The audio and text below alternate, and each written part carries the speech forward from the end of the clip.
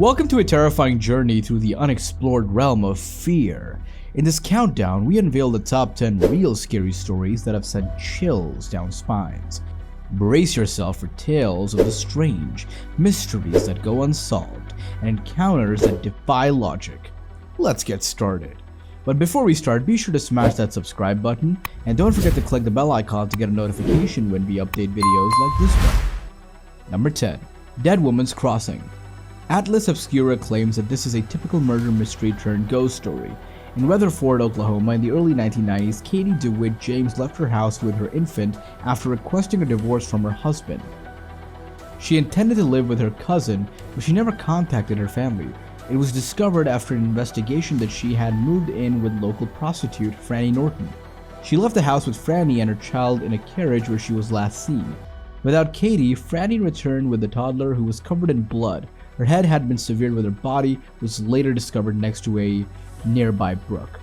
It has been suggested that her ex-husband had her killed with Franny's help, but Franny claimed that she wasn't involved in Katie's death. However, she poisoned herself the day before she was to be questioned by the police. But Katie is still there. People have claimed to have seen her as a blue light floating throughout town, and they have heard a woman searching for her kid and the sound of wheels rolling. Number 9. The Myrtles Plantation. Of the numerous spirits haunting this plantation built in 1796 in St. Francisville, Louisiana, the most known thing is Chloe. According to the official website, according to reports, Chloe, an enslaved woman and plantation owner of Clark Woodruff, had a brief relationship that he suddenly stopped. When she started to overhear his talk, he caught her. He severed her ear as a form of revenge. She then used a birthday cake to poison the rest of the family, leaving him alone. Knowing that what she had done, the other enslaved people hanged her. She is said to still be on the site, and in a 1992 photo, her ghost is said to be visible. Number 8. The Hinterica Murders. The Hinterica murders were a mysterious and horrific event that took place in Germany in 1922. 6 members of the Gruber family were brutally killed at the rural farmhouse known as Hinterica. The deaths were especially puzzling because the family didn't seem to have any enemies and didn't seem to be a specific reason why they were doing it. According to the investigation, the family had been reporting weird events like footsteps in the attic and strange footsteps leading to the house because they were living in terror. Unusual specifics at the crime site added to its complexity. Despite a thorough investigation, no one was ever put on trial for the crime, and the matter is still open. Number 7. Zombie Road. Zombie Road, located outside of St. Louis, is a hub of supernatural activity. Lawler Ford Road, as it is officially known, is a source of numerous spooky tales, including reports of Native American ghosts roaming the area and incidents involving trains, including the one with Della Hamilton Macaulay being hit by one. It developed into a well-liked late-night teen hangout location in the 1950s, and several murders also took place nearby. Additionally, it's rumored to be the residence of a murderer by the name of Zombie who escaped from a mental institution. The length has now been renamed for a nature trail. However, it is now closed at night and punishable by severe fines for trespassers. Number 6. The Sorrento House. The Sorrento clan started having paranormal activities in present-day Sorrento, Georgia in the 1870s. Family members claim to have heard laughing and weeps, seen crimson eyes looking into the house, and then seen objects flying across rooms. Their dishes were emptied of food and the utensils were bent beyond use. The locals conjectured that these incidents were screams for assistance from ghosts who believed the family might save them. A fire iron allegedly floated up and began striking one of the sons in the head on the day the family ultimately made the decision to leave the residence. The house burned down in 1925 because nobody had ever had the courage to move back in. Number 5. The Ghost of Deer Island. Anthony Ruggeson, often known as Mr. Tony, first told his story in Sun Herald column on May 20th, 1922. He claims that 2 fishermen camped up on Deer Island off the coast of Biloxi in the early 1800s. They were aware of noises, but they disregarded them until it was impossible. They asserted that when they investigated the disturbance, they discovered a headless skeleton that persuaded them. They hurried from the island and promptly headed for their boat.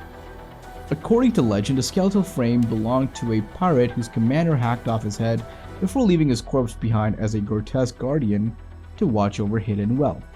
Number 4. Sloth Furnaces. Birmingham, Alabama was established 5 years after the Civil War. When Sloth Furnaces was first built in 1871, the United States needed tons of pig iron to repair its deteriorating infrastructure. According to the company's official website, hundreds of employees entered the building a year later. Work on blast furnaces was both sophisticated and dangerous, and many employees began dying after plummeting to their deaths inside the furnaces. According to Reader's Digest, early 1990s were the circumstances that had gotten worse due to sadistic foremen named James Slag Wormwood who took unnecessary risks in order to boost productivity. Nearly 50 workers lost their lives at Sloth during his time there. Numerous others were hurt in horrible mishaps. His employees allegedly threw him in the boiler as payback in 1906. If you dare, you can still wander through Sloth Furnaces grounds today. Even Slag's voice screaming, "Get back to work," might be heard, along with other strange occurrences. Number 3. The Bell Witch. If you enjoy horror films, you may already be familiar with the Bell Witch. The stories are the inspiration for the films, The Blair Witch Project and An American Haunting. John Bell brought his family to Red River, now known as Adams, Tennessee, in the early 1800s. Red River was part of Tennessee, and after they settled in the new home, some peculiar things started happening. Dogs started barking, shackles rattling, rodents chewing, and a lady whispered were some of the strange noises the Bell family started experiencing. The Bell Witch was that woman, but many people today think that it is the ghost of Kate Batts, the Bell's former neighbor. Before she passed away, Batts vowed retribution on the Bell family for the land dispute they had. Number 2. The Crescent Hotel. Spend the night in the 1886 built, eerily haunted Crescent Hotel in Eureka Springs, Arkansas. In 1937, Norman Baker, a well-known medical scammer who thought of himself as a doctor, acquired control of the hotel. He converted the hotel into a Baker Cancer Hospital and declared that the cure for the illness, which he certainly did not have. The hotel's basement acted as a makeshift mortuary, and patients who passed away while under his care were buried there. Although he was detained in 1940, it is claimed that his patient's spirit are still with him. Customers frequently report seeing apparitions and hearing disturbances while staying at the hotel because it's still operating. Even footage from Sci-Fi's Ghost Hunters show movement in the basement. The Ghost of Bellamy Bridge. For a taste of true haunting love, travel over the scary bridge in Marianna, Florida. Elizabeth Jane Croom Bellamy wed Dr. Samuel C. Bellamy, a local politician in the 1830s. Her garment unintentionally caught fire on the evening of their wedding, leaving a young bride with horrific burns. Although she initially lived, she eventually died. According to a legend, Elizabeth's love for her husband was so intense that she was unable to sleep. From the view of the bridge, which was constructed after she died, the dead newlywed can apparently be seen walking the banks while clad in white. She allegedly looks to be on fire while either going through swamps, leaping headfirst into rivers as if to put out the flames, or pensively strolling alongside rivers. That's all for now. I hope you enjoyed the video. Let us know your thoughts in the comment section. See you in the next video.